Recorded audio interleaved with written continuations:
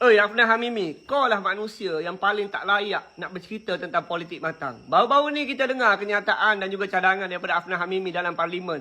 Kononnya nak cadang dekat Menteri KBS supaya anak muda ini dididik dengan politik matang. Sedangkan kau sendiri tak amalkan politik matang.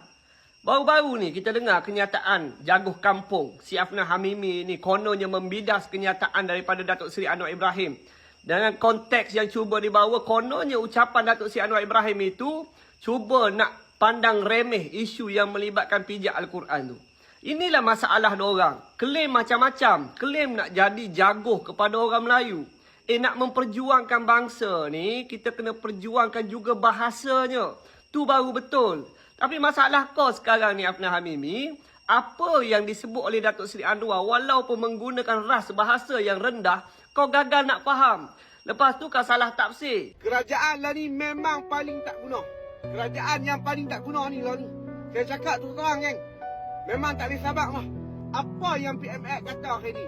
Isu kecil jangan diperbesarkan. Isu kecil jangan diperbesarkan. Kecil kan geng. Isu yang kes ni. Kecil lah pijak Quran ni. Kecil kan geng. Tapi hari ni kita dah tengok kan. Ada beberapa gerakan yang disusun oleh puak-puak pembangkang. Kononnya nak sebar persepsi buruk kepada kerajaan. Kononnya pihak kerajaan ini tidaklah bertindak dengan tegas isu yang melibatkan seorang pelajar yang pijak Al-Quran itu.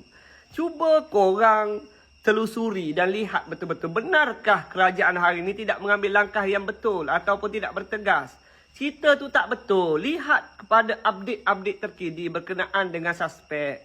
Yang mana dia ditahan reman. Dan ada juga pihak berkuasa kata bakal didenda 500,000 juta dan sebagainya. Itu langkah yang sangat keras yang diambil oleh pihak kerajaan yang bertepatan dengan undang-undang yang diamalkan dalam negara kita. Habis kau nak pihak kerajaan buat apa? Pihak berkuasa buat apa? Kan? Kita ni negara undang-undang, negara berdaulat, ada hukum yang perlu kita turuti. Dan samalah siapa-siapa jadi kerajaan pun, samalah waktu pembangkang Perikatan Nasional dulu jadi kerajaan. Sebagai contoh, isu hina Nabi dulu. Ingat macam mana kenyataan yang dikeluarkan oleh Menteri Agama pada waktu itu yang meminta kepada umat Islam supaya tidak buat hinaan kepada agama lain. Waktu jadi kerajaan, kamu boleh faham apa yang kamu patut buat. Hari ni jadi pembangkang, konon nak jadi jaguh kampung seolah negara kita ini tak ada undang-undang. Kenyataan daripada pihak kerajaan sangatlah jelas sebagai contoh daripada Menteri Komunikasi dan sebagainya.